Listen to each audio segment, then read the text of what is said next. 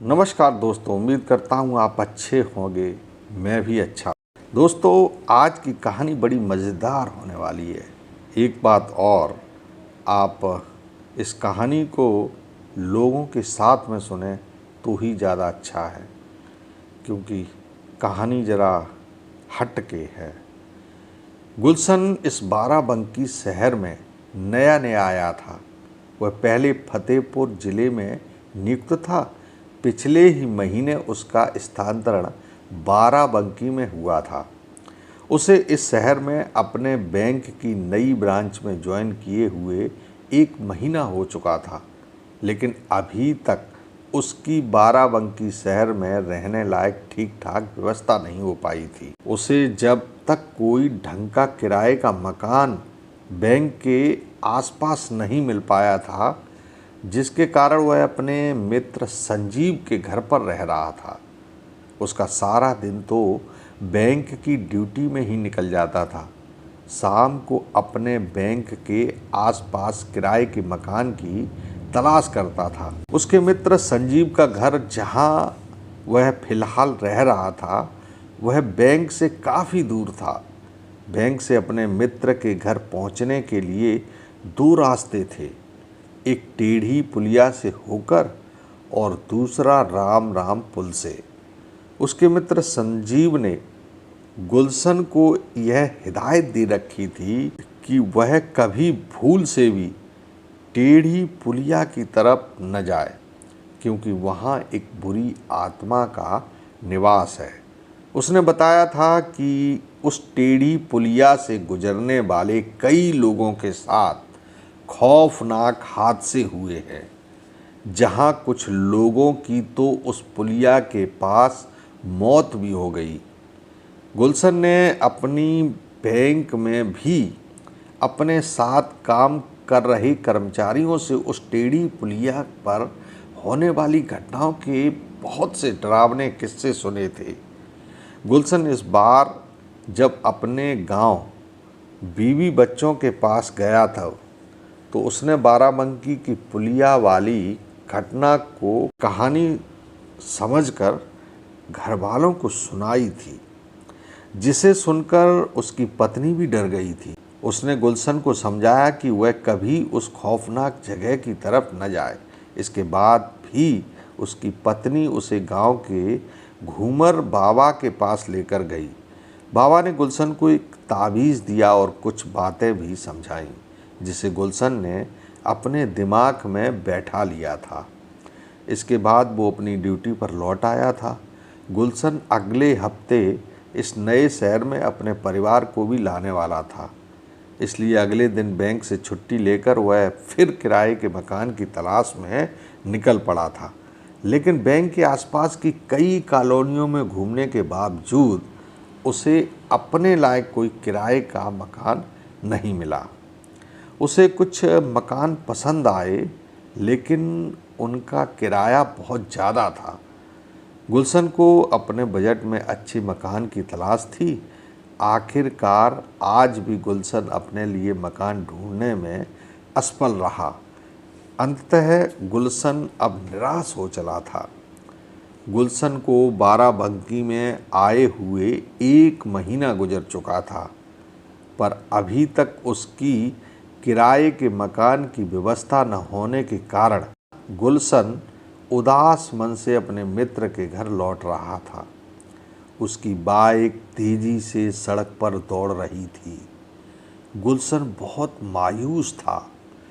अंततः वह मन में न जाने क्या क्या विचार लिए गाड़ी चला रहा था। इस बीच उसे ध्यान ही नहीं रहा कि उसके मित्र ने कहा था कि कभी टेढ़ी पुलिया होकर मत आना। लेकिन अजीब उलझन में फंसा गुलशन आज यह बात भूल गया था। उसकी बाइक टेढ़ी बगिया की तरफ ही जा रही थी। न जाने आज गुलशन के साथ कौन सी अनहोनी होने जा रही थी, क्योंकि अनजाने में वह आज टेढ़ी पुलिया वाली जगह से होकर गुजरने वाला था। लेकिन कहते हैं ना जाको राखे साइयाँ मार सके ना कोई। टेढ़ी पुलिया पूरी तरह सुनसान थी और दूर दूर तक कोई राही नज़र नहीं आ रहा था। पर इस अंधेरी रात के वातावरण को झिंगुरियों की आवाज़ और भी डरावना बना रही थी। टेढ़ी पुलिया पर एक भयभीत करने वाली चुप्पी थी। पुलिया के आसपास नरकंकाल जैसे कुछ अवशेष पड़े लग रहे थे, पर अमावस्या की अंधेरी रात में कुछ ठीक से दिखाई नहीं पड़ रहे थे। गुलशन अपनी गहरी सोच में आगे बढ़ रहा था। जैसे ही गुलशन ने अपनी बाइक पुलिया पर चढ़ाई, तभी उसे उस पुलिया पर एक सुंदर सी स्त्री नजर आई। गुलशन अपनी धुन में था और टेढ़ी पुलिया पर हो चुकी घटनाओं का जिक्र उसके दिमाग से उतर चुका था। अब उसकी नज़र उस सुंदर स्त्री पर ठहर गई। वह स्त्री उस सुनसान पुलिया पर अकेली खड़ी थी। गुलशन को उस खूबसूरत स्त्री का सम्मोहन उसकी ओर खींचे जा रहा था। आती हुई बाइक देखकर उस स्त्री ने बाइक रोकने का संकेत दिया। गुलशन ने अपनी बाइक रोक दी। तब उस स्त्री ने गुलशन को बताया कि उसका इस पुलिया पर 2000 का नोट कहीं गिर गया है। उसे यह रुपए आज ही ट्यूशन देने की पगार में मिले थे, जो यहाँ रास्ते में कहीं गिर गए हैं और बहुत ढूंढने पर भी नहीं मिल रहे। यह कहते कहते वह खूबसूरत स्त्री रुआंसी हो गई। गुलशन उस रोती हुई स्त्री के आंसू देखकर भावुक हो चुका था। उसने पुलिया पर उस अकेली परेशान स्त्री की सहायता करने का मन बना लिया। गुलशन अपनी बाइक से उतरा और उस स्त्री का खोया हुआ 2000 का नोट पुलिया पर ढूंढने लगा। जब गुलशन सड़क पर झुककर पुलिया पर चारों तरफ फैली झाड़ियों में उस स्त्री का खोया हुआ नोट ढूंढ रहा था, तभी कहीं से उसे हंसने की आवाज़ सुनाई दी। उसने मुंह उठाकर देखा तो मारे डर के उसकी चीख निकल पड़ी। वह स्त्री जो अभी तक बहुत खूबसूरत लग रही थी, लेकिन अब बहुत डरावनी बन चुकी थी। उस स्त्री के बड़े बड़े दांत, बिखरे हुए बाल, लाल लाल आंखें थीं, जिसे देखकर गुलशन भय से पसीने पसीने हो गया था। वह जोर जोर से हंसे जा रही थी। उस स्त्री के डरावने रूप को देखकर गुलशन की जान निकली जा रही थी। पुलिया की चुड़ैल अपने असली रूप में आ गई थी। गुलशन को अब अपने मित्र की बात याद आ रही थी कि टेढ़ी पुलिया पर जाना मत, उधर एक प्रेतनी रहती है। लेकिन गुलशन भूलवश इस पुलिया पर आ चुका था। गुलशन डर से बुरी तरह कांप रहा था। वह यही सोच रहा था कि आज उसकी जान बचेगी या नहीं। अपनी सहायता के लिए उसने चारों ओर मुंह घुमाकर देखा, पर कोई आसपास नजर नहीं आया। दूर दूर तक सन्नाटा था, लेकिन फिर भी गुलशन जोर जोर से चीख रहा था कि शायद कोई उसकी आवाज़ सुन ले और उसकी सहायता करे। अब गुलशन अपनी रक्षा के लिए भगवान को पुकार रहा था। तभी उसे याद आया कि उसके पास गांव के घूमर बाबा के द्वारा दिया गया एक ताबीज़ है। घूमर बाबा ने बताया था कि किसी ऊपरी हवा से पाला पड़े तो उस ताबीज़ को उसकी ओर फेंक देना, वह प्रेतात्मा भस्म हो जाएगी। गुलशन ने तेजी से अपने गले में पड़ा ताबीज़ अपने हाथ में पकड़ लिया। तभी देखा कि वह चुड़ैल फिर से एक सुंदर स्त्री के रूप में खड़ी थी। गुलशन उस बुरी आत्मा के द्वारा फैलाए गए जाल के कारण चुड़ैल को फिर सुंदर स्त्री के रूप में देखने लगा।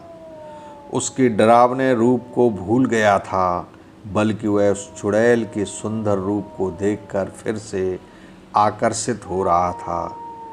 अब वह स्त्री गुलशन की तरफ आगे बढ़ने लगी। जैसे ही उसने गुलशन को स्पर्श किया तो उस चुड़ैल का हाथ घूमर वाले बाबा के ताबीज़ से छू गया, जो उस समय गुलशन के हाथ में ही था। ताबीज़ के छूते ही उस चुड़ैल का तिलिस्म टूटने लगा। उसे अपने असली रूप में आना पड़ा। वह ज़ोर ज़ोर से चिल्लाने लगी, जैसे कि उसे बिजली का करंट लग गया हो।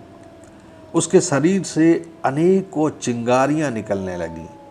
चुड़ैल द्वारा किया गया जादू बाबा के ताबीज़ के कारण टूटने लगा था। अब गुलशन को सब कुछ याद आ गया था कि वह इस समय एक चुड़ैल के चुंगल में फंसा हुआ है। उसे यह भी याद आया कि बाबा के दिए गए ताबीज़ के प्रभाव से ही उसकी जान अब तक बची हुई है। उसने देखा कि वह चुड़ैल पुलिया के नीचे बहते हुए पानी की तरफ भागी जा रही थी। गुलशन को बाबा जी की बात फिर याद आई कि उनके ताबीज़ के असर से जकड़े भूत प्रेत ने यदि जल का स्पर्श कर लिया तो ताबीज़ का प्रभाव समाप्त हो जाएगा। इससे पहले कि वह चुड़ैल पुलिया के नीचे वाले तालाब तक पहुंचती, तब तक भय से पसीने में लथपथ गुलशन ने अपनी बाइक स्टार्ट की और वहां से भाग निकला। उस चुड़ैल की लाल लाल आँखें गुलशन का पीछा कर रही थीं, लेकिन गुलशन उस चुड़ैल की पहुंच से दूर होते जा रहा था। लेकिन अब तक सुप्त अवस्था में पड़ी पुलिया की चुड़ैल आज मानव स्पर्श पाकर जागृत अवस्था में आ गई थी। उसे अब अपने अगले शिकार की तलाश थी। तो दोस्तों, आज की कहानी में बस इतना ही। कल फिर मिलेंगे एक नए खौफनाक सच्ची भूतिया कहानी के साथ। तब तक के लिए प्रमोद झा को इजाज़त दीजिए। नमस्कार।